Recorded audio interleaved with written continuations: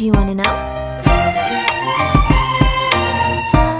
Hello guys, kumusta kayong lahat? Ang video natin ngayon ay magpapalit tayo ng mga potting media sa ng aking mga dendrobium orchids. Meron po kasi ako dito mga dendrobium orchids na yung potting media nila ay luma na, kaya hindi na masyadong nag-absorb ng tubig, kaya hindi masyadong maganda yung tubo nila.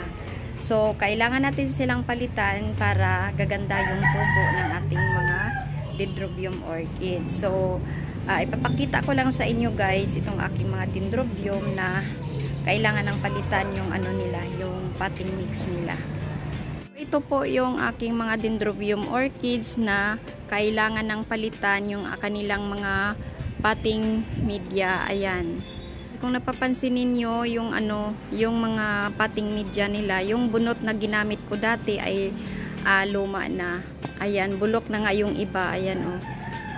Ayan oh, madali na lang silang putulin or so hindi na masyadong nag-a-absorb ng tubig. Kahit dinidiligan mo maya-maya na na sila, natuyo na agad.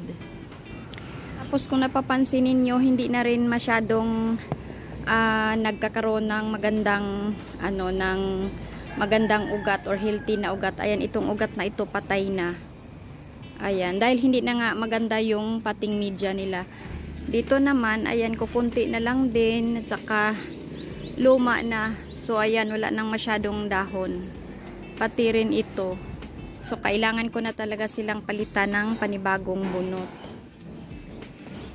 Ayan.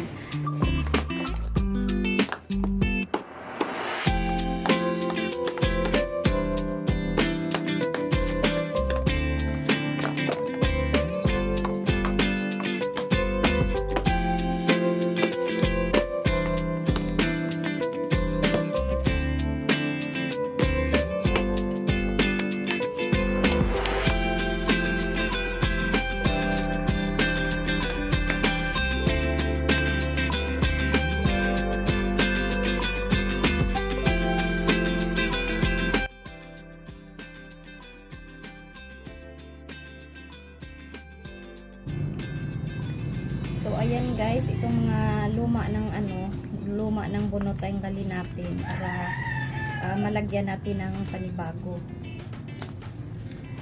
Ayan.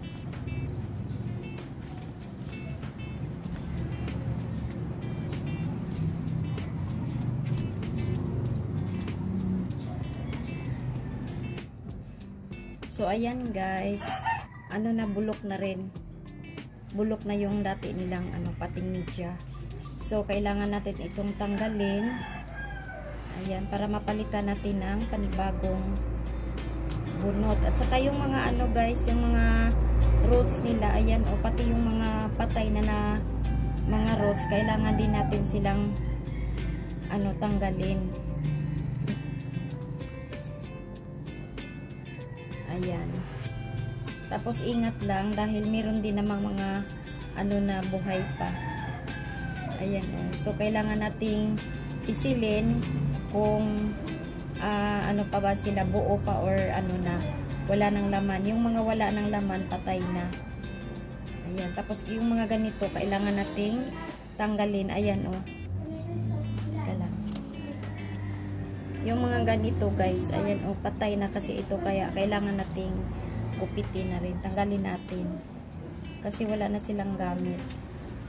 Tapos kung napapansin ninyo, kumapit na kasi dito sa gilid para hindi na masyadong masaktan. Kung hindi man sila matatanggal, wag na lang natin pilitin para hindi yung halaman, hindi masyadong masaktan yung halaman. Ayan, so bali yung tanggalin lang natin yung mga lumang bunot. Ayan. Ayan, tapos wag na lang nating tanggalin kung mahirap na tanggalin kasi para hindi masyadong masira yung mga roots nila, yung mga healthy roots. So yung ganito, yun itong dapat nating tanggalin. Ayan, pati na rin itong patay na dahon. Tanggalin natin.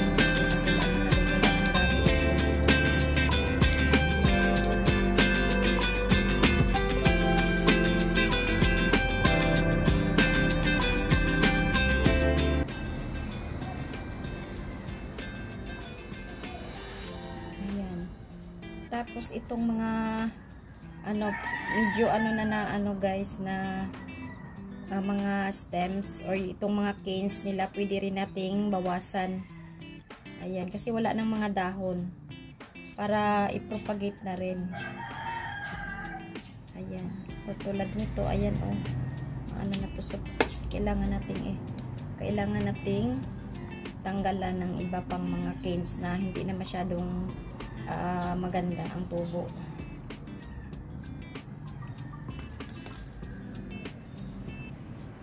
Ako kasi guys, pag ganito na yung hitsura ng mga shades nila, tinatanggal ko. Ayan oh.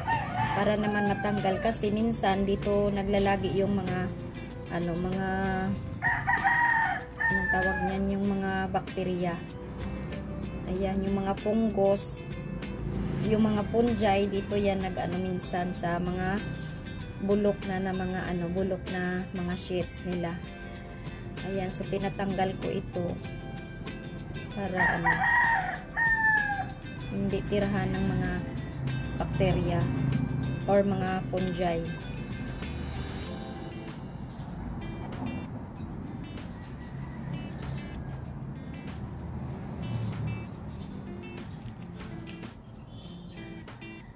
Ayan. Ang gagawin ko dito sa bunot, igaganyan ko lang dito sa gilid.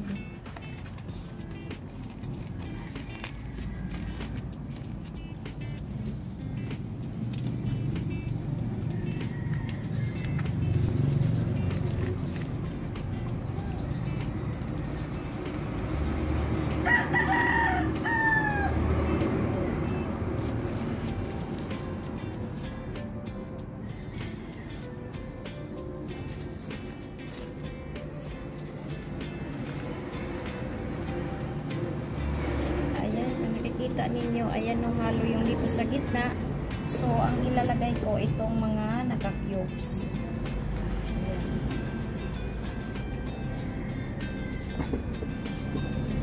Itong mga naka-cubes ang ilalagay ko para magkaroon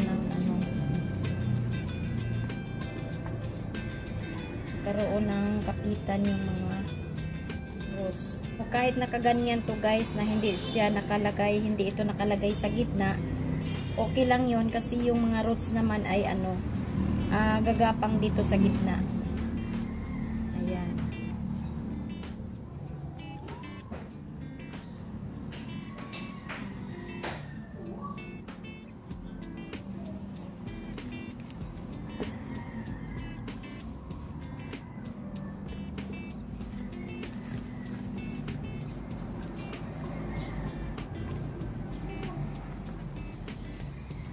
Tapos yung mga gilid-gilid, na lang natin, lagyan natin ng yung may mga space pa sa gilid, ilalagay natin yung mga buno.